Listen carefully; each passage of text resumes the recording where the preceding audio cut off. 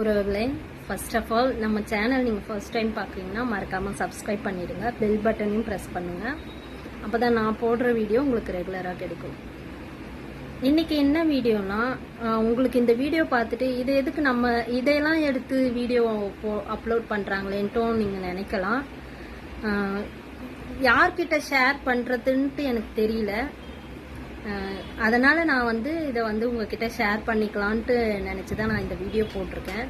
நான் YouTube channel start பண்ணதுக்கு காரணம் பார்த்திங்கன்னா, மேரேஜுக்கு முன்னாடி நம்ம எப்படி வேணால் இருந்திருக்கலாங்க.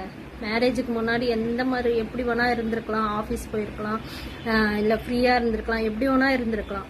அதே ஒரு பொண்ணு மேரேஜுக்கு அப்புறம் பார்த்திங்கன்னா நிறைய ஸ்ட்ரகிள், நிறைய கஷ்டங்கள் எல்லாமே பார்க்க வேண்டியது இருக்குது. இப்போ நான் அந்த நிலமையில இருக்கவோ நான் அதை சரி இதை ஒரு வீடியோவாக நம்ம எடுத்து போடலாமேன்ட்டு தான் நான் இந்த கண்டென்ட் நானாக ஓனாக தான் நான் போடுறேன். நானாக பேசி தான் இதை போட்டுட்ருக்கேன்.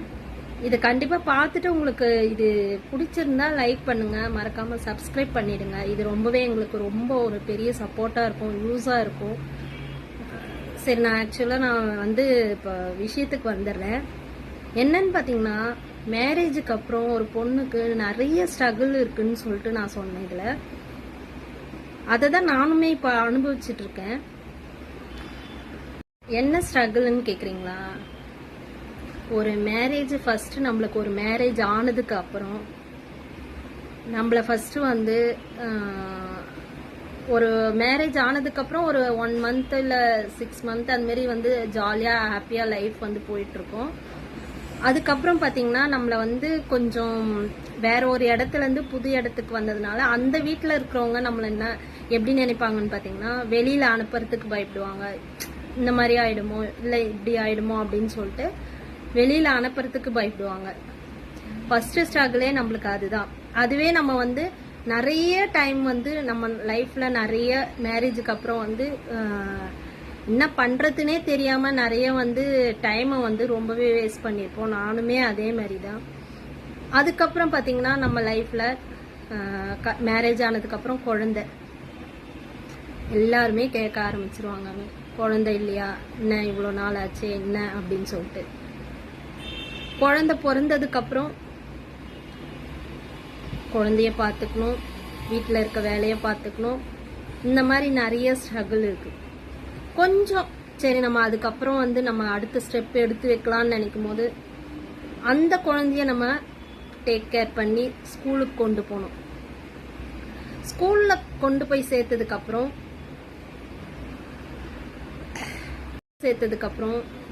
அந்த குழந்தைய நம்ம கூப்பிட்டு போய் விடுறது, கூட்டுட்டு வர்றது, குழந்தைய டேக் கேர் பண்ணுறது, இது எல்லாம் பார்க்குற மாதிரி இருக்கும்.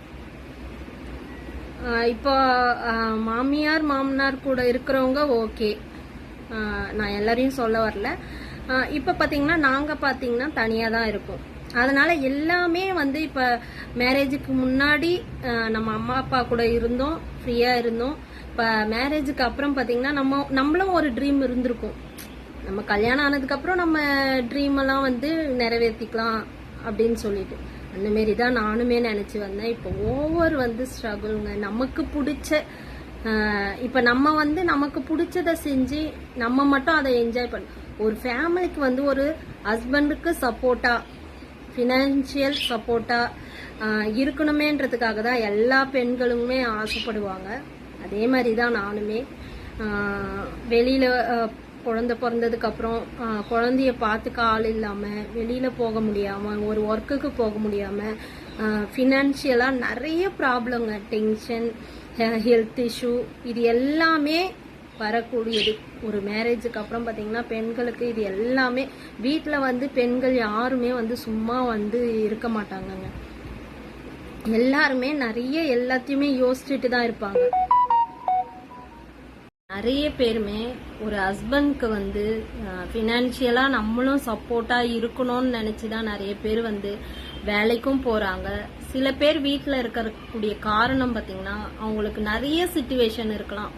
குழந்தைய பார்த்துக்க ஆள் இல்லாமல் இருக்கலாம். மெயினாக எனக்குலாம் பார்த்திங்கன்னா அதுதான் ப்ராப்ளமே. இப்போ நான் ஆரி ஒர்க் தெரிஞ்சு வச்சுருக்கேன். இப்போ மேக் ஓவரும் நான் பண்ணுவேன்.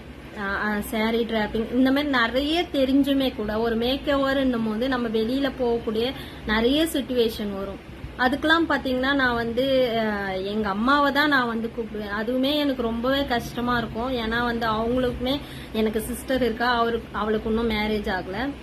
அவங்கள கூப்பிட்டு நம்ம பாத்துக்கும் போது அவங்கள ரொம்பவே நான் டிஸ்டர்ப் பண்ற மாதிரி இருக்கும். அதனால ரொம்பவே ஒரு பினான்சியலா ரொம்ப அந்த ஒரு டென்ஷன், என்ன பண்ண போறோம் லைஃப்ல வந்து என்ன பண்ண, மணி ப்ராப்ளம் ஒண்ணு, எப்படிடா நம்ம இந்த லைஃப்ல வந்து நம்ம என்ன அடுத்தடுத்து பண்ண போறோன்ற குழப்பமே எனக்கு ரொம்ப அதிகமா வந்து ஒரு பக்கம் வந்து டைமுமே ரொம்ப வேகமா ஃபாஸ்டா ஒரு நாளுமே போகுது.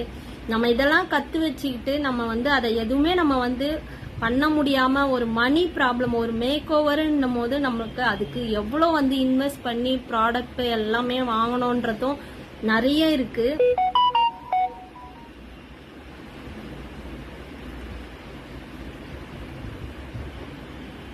நிறைய ப்ராடக்ட் வந்து வாங்கணும். உண்மையா சொல்ல போனா ஒரு மேரேஜுக்கு அப்புறம் வந்து ஒரு பொண்ணுக்கு வந்து தனக்குன்னு தேவை, நமக்கு இது வாங்கிக்கணும். அதை நான் மத்தவங்க எனக்கு எப்படின்னு தெரியாதுங்க. நான் பாத்தீங்கன்னா அப்படிதான்.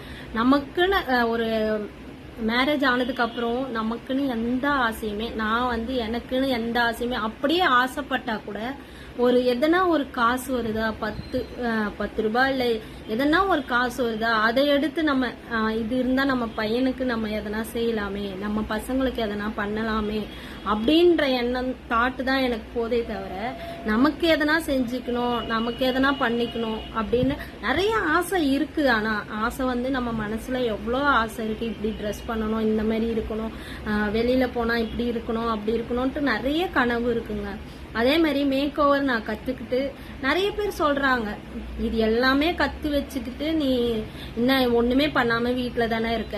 ஆனா அவங்களுக்கு வந்து அந்த பேக்ரவுண்ட்ல வந்து அவங்களுக்கு நிறைய வந்து கஷ்டங்கள் இருக்கும். அது எதுக்காக அவங்க கத்து வச்சுக்கிட்டு நம்ம வெளியில போய் அதை வந்து யூஸ் பண்ணிக்காம இருக்காங்கன்றது நிறைய அவங்களுக்கு கேட்டாதான் அவங்களோட கஷ்டங்கள் வந்து நிறைய பேருக்குமே தெரியும். எனக்கெல்லாம் பாத்தீங்கன்னா அந்த மேக் ஓவர் கத்துக்கிட்டேன், அதுவுமே கஷ்டப்பட்டு தான் நான் அமௌண்ட் ரெடி பண்ணி நான் கத்துக்கிட்டேன். ஆனா ப்ராடக்ட்லாம் வாங்குறதுக்கு மணி இல்லை. அது ப்ராடக்ட்டுமே நிறைய வாங்கணும். அதுக்கு வந்து என்கிட்ட இப்ப பணம் இல்லை. அதுதான் மெயின் ரீசனே. என்னன்னு பாத்தீங்கன்னா ஒரு ஹஸ்பண்ட் வந்து சேலரி வந்து ஒரு 20க்குள்ளதான் வாங்குறாங்க. அதுவும் சென்னை மாதிரி சிட்டில அந்த 20 வந்து போதுமா இருக்குமான்றது நீங்களே அதை நினைச்சு பாருங்க. ஸ்கூல் ஃபீஸு, வாடகை எல்லாம் இருக்கு, நிறைய இருக்கு. அந்த மாதிரி இருக்கும்போது நம்ம போயிட்டு அவங்க கிட்ட வந்து நம்ம கேட்க முடியாது, எனக்கு இந்த ப்ராடக்ட் வாங்கணும். அதுவுமே நிறைய வந்து நம்ம அதுல இன்வெஸ்ட் பண்ணாதான் அந்த மேக் ஓவர், ஒருத்தவங்களுக்கு மேக்கப் பண்ணும் போது அது வந்து ஒரு சூப்பரான ரிசல்ட் வரக்கூடியது. நம்ம வந்து அதுல ரொம்ப இன்வெஸ்ட் பண்ணா மட்டும்தான் அது கிடைக்கும். நான் அதனால வந்து அவங்க கிட்டயும் நம்ம வந்து போயிட்டு எனக்கு இது வேணும் அது வேணும்னு நம்ம கேட்க முடியாது. தெரிஞ்சுக்கிட்டே நம்ம அது வந்து கேட்க முடியாது. இன்னொன்னு என்னன்னு பாத்தீங்கன்னா நம்ம ஒரு போயிட்டு கேட்கும் போது அது எனக்கு ஒரு மாதிரி வந்து ஃபீல் ஆகுது. இப்ப நம்ம பணம்னா நம்ம எடுத்து நம்ம செலவு பண்ணிக்கலாம், நம்மள யாரும் கேட்க போறது இல்லை. அதே அவங்க கிட்ட கேட்கும் போது அவங்க டக்குன்னு அதுக்குன்ட்டு அவங்க கஷ்டப்பட்டு தான், அவங்களும் நம்ம ஃபேமிலிக்காக தான் சம்பாதிக்கிறாங்க. நம்ம பசங்க நம்ம ஒய்ஃப்ன்றதுக்கு நம்மளுக்காக தான் சம்பாதிக்கிறாங்க, நான் இல்லைன்னு சொல்ல வரல. அது கேட்கும் போது நம்மளுக்கு அது ஒரு சங்கட்டமான நிலைமைக்கும் வருது. அதனால நான் கேட்க மாட்டேன். கொஞ்சம் காசு உண்மை சொல்ல போனா இப்ப வந்து ஸ்டாலின் ஐயா போடுற 1000 ரூபாய் அந்த மாதிரி இருக்கிறதுலதான் வந்து அதுலயுமே எவ்வளோ நம்ம பண்ண முடியும். அந்த காசை வச்சு நம்ம பையனுக்கு எதனா செய்யணும்னு நினைக்கிறதா, இல்ல நம்மளுக்குன்ட்டு எதனா தேவையை பூர்த்தி பண்ணிக்கிறதா, எதுவும் அவ்வளோ ஒரு பேக்ரவுண்ட்ல வந்து கல்யாணத்துக்கு அப்புறம் இவ்வளோ ஒரு டென்ஷன் நடுவுல வந்து நம்மளுக்கு எல்லாமே யோசிச்சு வீட்டுல வந்து சும்மா இருக்கிறோன்னு வந்து யாருமே யூஸ் பண்ணி சொல்லாதீங்க. சும்மாவே யாரும் வந்து ஹவுஸ் ஒய்ஃப் யாரும் சும்மா இருக்க மாட்டாங்க. அவங்களுக்குள்ளயும் ஜென்ஸுங்க வந்து வெளியில சொல்லிடுறாங்க ஓப்பனா, அது லேடிஸ் வந்து மனசுக்குள்ளேயே அந்த 4 செவத்துக்குள்ளேயே உட்காந்து என்ன பண்ண போறோம், எப்படி நம்ம சம்பாதிக்கிறது, எப்படி நம்ம பசங்களை பாத்துக்கிறது, நாளைக்கு எப்படி மத்தவங்க வெளி உலகத்துக்கு எதிரே நம்ம எப்படி வாழறது, இது எல்லாமே யோசிச்சுட்டு தான் இருப்பாங்க. அவங்க உடம்ப மெயினா வந்து ஹவுஸ் ஒய்ஃப் கல்யாணத்துக்கு அப்புறம் வந்து அவங்க உடம்ப வந்து மெயினா யாருமே வந்து டேக் கேர் பண்ணிக்கிறதே கிடையாது. இதெல்லாம் நான் வந்து ஏன் உங்ககிட்ட சொல்றேன்ட்டு நினைக்காதீங்க. இதுக்காக மட்டும்தான் நம்ம வந்து ஒரு யூடியூப் இதுல போனா அது மூலியமா நம்மளுக்கு வந்து எதனா கொஞ்சம் கொஞ்சமா எடுத்த உடனே கிடையாது, கொஞ்சம் கொஞ்சமா வீடியோ போட்டு அதுல எதனா ஏர்னிங் வருமானதுனால தான் நான் ஸ்டார்ட் பண்ணியிருக்கேன். ஸோ யாரும் தப்பா நினைச்சுக்காதீங்க, நான் வந்து நீங்களும் ஒரு உறவு மாதிரி தான் நான் உங்களை நினைச்சு நான் இதை வந்து உங்ககிட்ட நான் ஷேர் பண்றேன். உண்மையை தான் நான் ஷேர் பண்ணியிருக்கேன். இதனால மற்றவங்களுக்கு எதனா நான் சொல்லி ஹர்ட் ஆயிருந்தா சாரி. ஸோ நம்ம சேனல் இதை பார்த்து கண்டிப்பா பிடிச்சிருந்தா லைக் பண்ணுங்க, சப்ஸ்கிரைப் பண்ணிடுங்க. மறக்காம நம்ம சேனலை சப்ஸ்கிரைப் பண்ணீங்கன்னா அது எங்களுக்கு ரொம்ப ரொம்ப யூஸ்ஃபுல்லா இருக்கும். நிறைய பெண்களுக்குமே இதுதான் உண்மையான சிச்சுவேஷன் கூட. நிறைய பேர் வந்து ஒரு வீடியோ போடுறோம்னா நம்ம அப்படியே வந்து எடுத்து நம்ம வீடியோ வந்து போட முடியாதுல்ல. ஏதோ கொஞ்சம் கொஞ்சம் அவங்க கிட்ட இருக்கிறத வச்சு அதுக்குன்ட்டு வந்து கேட்காதீங்க. நீங்க போன் வச்சிருக்கீங்க, நீங்க இதை வச்சிருக்கீங்க, இதெல்லாம் வச்சுட்டு எதுவுமே இல்ல, பணம் இல்ல அப்படின்லாம் எதுக்கு சொல்றீங்க அப்படின்லாம் கேட்காதீங்க. கண்டிப்பா இந்த வீடியோ பிடிச்சிருக்கும்னு நினைக்கிறேன். மறக்காம சப்ஸ்கிரைப் பண்ணிட்டு பாருங்க. எல்லாருமே ஷார்ட்ஸ் வந்து பாக்குறாங்க, ஆனா சப்ஸ்கிரைப் பண்றது இல்ல. நம்ம சேனலை சப்ஸ்கிரைப் பண்ணிடுங்க. பெரிய பெரிய சேனல் வந்து அவங்க வந்து க்ரோ ஆயிட்டாங்க, அவங்களுக்கு வந்து பார்த்தாலே போதும். இந்த மாதிரி சின்ன சின்ன சேனல் இருக்கிறவங்களுக்கு மறக்காம சப்ஸ்கிரைப் பண்ணிட்டு பாருங்க, அது எங்களுக்கு ரொம்பவே யூஸ்ஃபுல்லா இருக்கும். தேங்க்ஸ் ஃபார் வாட்சிங். பாய்.